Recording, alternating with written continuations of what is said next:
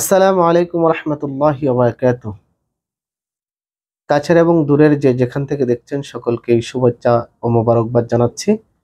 আশা করছি আল্লাহর অশেষ রহমতে আমরা সকলেই ভালো আছি। ফ্যাসিস্ট হাসিনা সরকারের বিদায়ের পর বাংলাদেশের রাজনৈতিক অঙ্গনে গুরুত্বপূর্ণ একটি আলোচ্য বিষয় হয়ে দাঁড়িয়েছে ইসলামী রাজনৈতিক দলগুলোর ঐক্য নিয়ে। ওলামা একরাম থেকে শুরু করে আমজনতা অনেকেরই চাওয়া, অনেকেরই কথা হচ্ছে যদি ইসলামী সংগঠনগুলো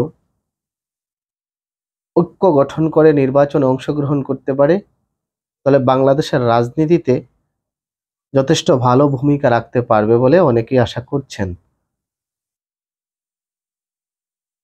এক্ষেত্রে ইসলামী সংগঠনগুলোর শীর্ষ নেতৃবৃন্দ ঐক্যের ব্যাপারে সকলেই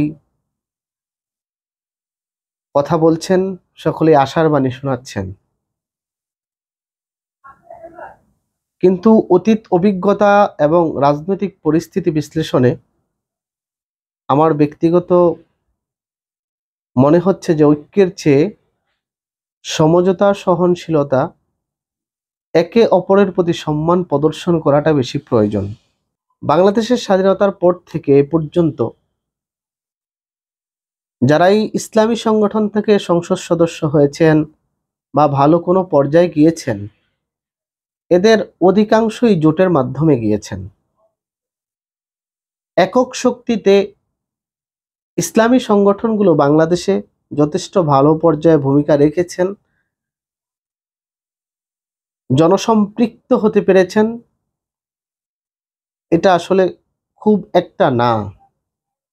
কিন্তু যখন ফ্যাসিস্ট হাসিনা বিদায় নিয়েছে দীর্ঘ 16 বছর মানুষকে শোষণ করে, এখন অনেক মানুষই স্বপ্ন দেখছেন, অনেক মানুষেরই মনের আশা হচ্ছে যদি ইসলামী সংগঠনগুলো এক হয়ে লড়তে পারে তাহলে ইনশাল্লাহ ভালো কিছু হবে। আমরা এমনটাই আশা করি।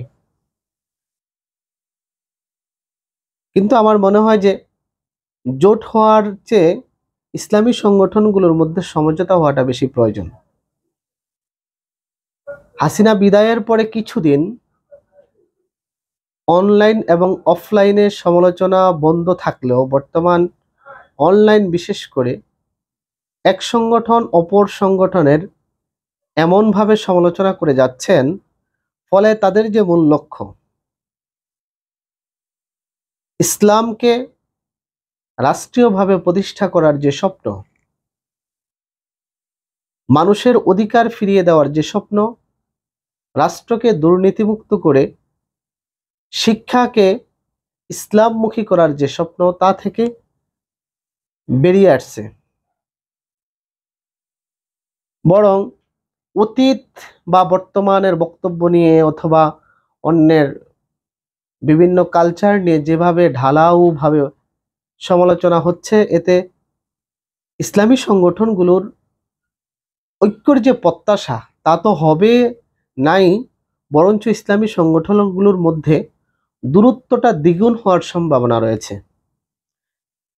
যে সমস্ত ভাইয়েরা ইসলামী সংগঠন করেন, কাজ করেন, তারা জানেন যে একজন মানুষকে অন্তত রাজনৈতিকভাবে ইসলামী সংগঠনে অন্তর্ভুক্তিকরণ যে কতটা কষ্টের।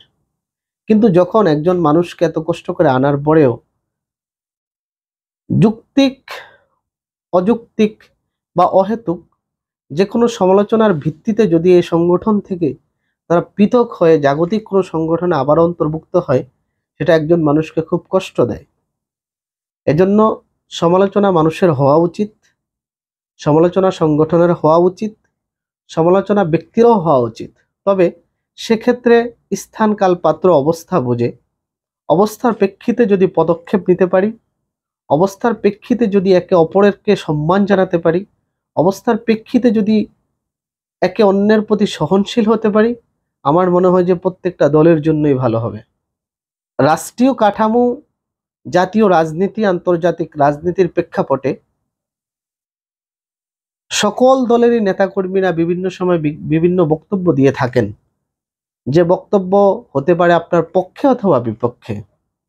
কিন্তু অতীতের বক্তব্য কাছে টেনে এনে অথবা বর্তমান প্রেক্ষাপটে যদি কেউ অহেতুক কোনো বক্তব্য দিয়েই দেন, সেটাকে ঢালাওভাবে প্রচার করে মানুষের যে মনের প্রত্যাশা, এই প্রত্যাশা থেকে বিচ্যুতি না করে, বরং যেহেতু প্রত্যেকেই প্রত্যেকের সাথে কথা বলার মতো অ্যাবিলিটি রাখে, যদি ঘরোয়াভাবে সমাধান করা যায়, তাহলে জিনিসগুলো আমজনতার যে প্রত্যাশা, আমজনতা পর্যন্ত যদি না পৌঁছানো যায়, তাহলে ইসলামী সংগঠনের প্রতি মানুষের যে আশা আকাঙ্ক্ষা তৈরি হয়েছে, সেটা আরো দ্বিগুণভাবে ফুটে উঠবে।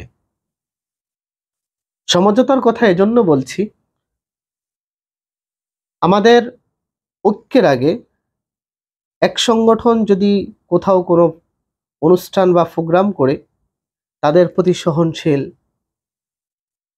তাদের প্রতি ভালোবাসা প্রদর্শন, একে অন্যের সাথে বসা, একে অন্যের সাথে আলাপ তোলা, একে অন্যের সমালোচনাগুলো এড়িয়ে যাওয়া, নিজ কর্ম পদ্ধতিকে, নিজ পন্থাকে, নিজ দলীয় কাঠামোকে মানুষের কাছে পৌঁছে দেওয়ার জন্য আপ্রাণ চেষ্টা করা আমাদের জন্য অতীব প্রয়োজন। ঐক্য প্রয়োজন, আমরা ঐক্য সকলেই চাই, কিন্তু যদি ঐক্য করার পরে আবার তা বিনষ্ট হয়, যেটা 2001 সালে আমরা সকলেই জানি, কয়েকটা ইসলামী সংগঠনগুলো ইসলামী ঐক্যজোট গঠন করে বিএনপিতে যোগদান করেছিল, পক্ষান্তরে সে ঐক্যজোট আবার দ্বিখণ্ডিত হয়েছে। যদি ঐক্য গড়ার পরে আবার তা বিনষ্ট হয়, তাহলে এখন যে পর্যায়ে রয়েছে সংগঠনগুলো, সে সময় এর চেয়ে আরো কঠিন পর্যায়ে পড়তে হবে। ফ্যাসিস্ট হাসিনা যেভাবে মানুষকে শোষণ করার ফলে মানুষ তাদের থেকে মুখ ফিরিয়ে নিতে বাধ্য হয়েছে, অন্য যারা আছেন তারাও যদি এরকম আচরণ করেন, তাদের থেকেও মুখ ফিরিয়ে নেবে।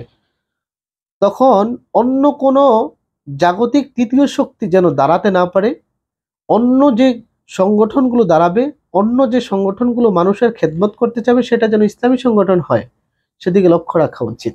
এখন আরেকটা বিষয় হচ্ছে, একই পরিবারে সকল বিষয়ে সবার সাথে আমরা একমত হতে পারি না। আমার মত ভিন্ন থাকে, আমার বড় ভাইয়ের মত ভিন্ন থাকে, বাবার মত ভিন্ন থাকে, কিন্তু এটা আমরা ঢালাওভাবে অনলাইনে প্রচার না করে ঘরোয়াভাবেই সমাধান করি এবং একটা সিদ্ধান্তে আমরা নেই। ঠিক তদ্রূপভাবে ইসলামী সংগঠন যারা আছে, তারা আমি মনে করি একটা পরিবারের মতো, সকলেই একটা পরিবার, সকলেই একটা ভ্রাতৃত্বের বন্ধনে থাকছেন। সুতরাং আমার পরিবারের কথা যেমন আমি বাইরে বলতে লজ্জাবোধ করি যে আমার পরিবারের সমস্যা তারা জানবে, ঠিক ইসলামী সংগঠনগুলোর সমস্যাও যেন আমার বাইরে বলতে আমার লজ্জাবোধ হয়, কারণ সেও আমার পরিবার। আমার পরিবারের কথা যদি মানুষ শুনলে তিরস্কার আমাকে দেয়, আমার অন্য ইসলামী সংগঠনের বদনাম শুনলে তারাও তিরস্কার আমাদেরকেই দেবে। সেক্ষেত্রে অবশ্যই পরিবার মনে করে সমস্যার সমাধান যেমন একটা সিদ্ধান্ত আমরা পারিবারিকভাবেই নিতে পারি, সংগঠনের ক্ষেত্রেও ইসলামী সংগঠনগুলোর যদি সমস্যা থাকে, পারিবারিকভাবেই বসে যেন আলোচনার মাধ্যমে আমরা সমাধান করতে পারি। আল্লাহ তাআলা আমাদেরকে সে তৌফিক দান করুক। আজ এ পর্যন্ত, সকলে ভালো থাকবেন। আসসালামু আলাইকুম ওয়া রাহমাতুল্লাহ।